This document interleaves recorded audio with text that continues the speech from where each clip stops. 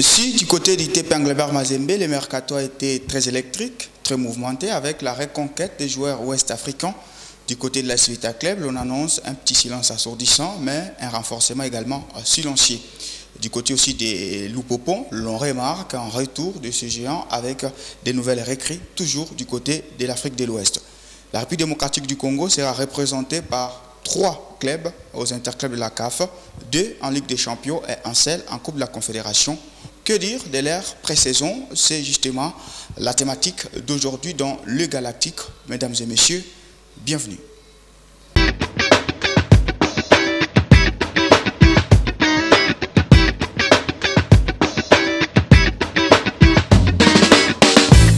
Notre Galactique d'aujourd'hui est journaliste indépendant louchois, analyste sportif, passionné du football africain, chercheur, écrivain, libre penseur et opérateur culturel. Il est des acteurs justement du changement et des théoriciens du développement intégral du sport en général et du football congolais en particulier. Il se nomme James Honoré Ngandou. Bienvenue dans les Galactiques. Bonjour, monsieur Jean-Claude Sefou. Je me sens une étoile déjà pour passer dans les Galactiques. C'est un honneur. En tout cas, vous portez bien. Très bien portant, justement, avec beaucoup d'actualités. Et notre football, de plus en plus, commence à prendre une autre tournure, oui, avec les réformes qu'il y a eu, parce qu'il faut que c'est des réformes. Connaissant le Connor, c'est une réforme. Au-delà de ça, les Jeux de la francophonie aussi essaient de nous vendre une autre image de notre pays partant la culture. Voilà, ça ne peut que nous donner en tout cas un air, je dirais, nous donner un sursaut d'orgueil. Alors, vous parlez du développement intégral du sport en général et du football en particulier. Que peut-on entendre par là?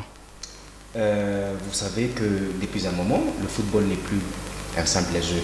Comme c'est fut le cas, certes, il y a cette règle des jeux qui est juste le football. Nous sommes sortis du niveau d'un simple jeu, un simple loisir.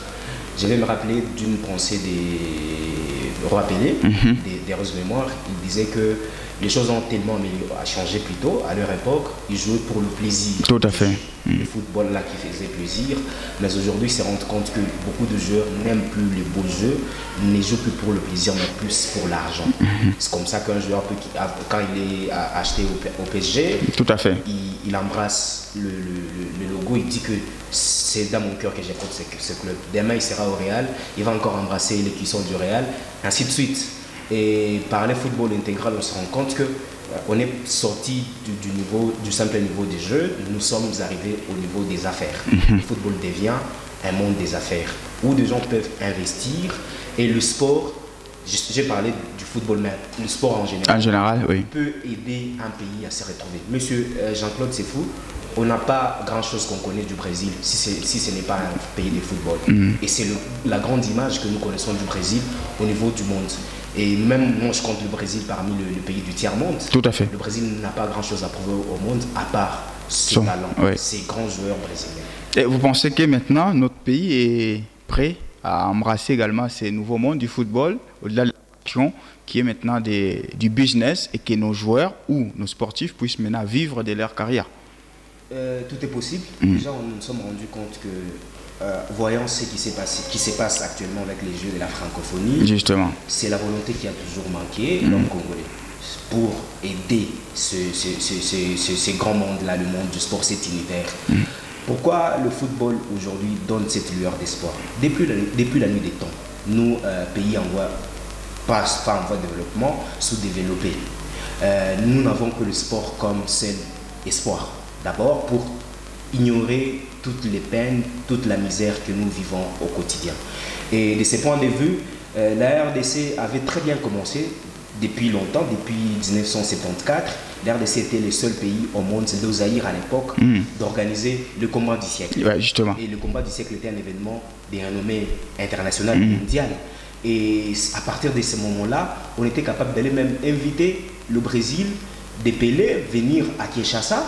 C'est que le président Mobutu savait ce que valait l'image positive d'un pays au travers le sport. Il y a une géopolitique dans le football.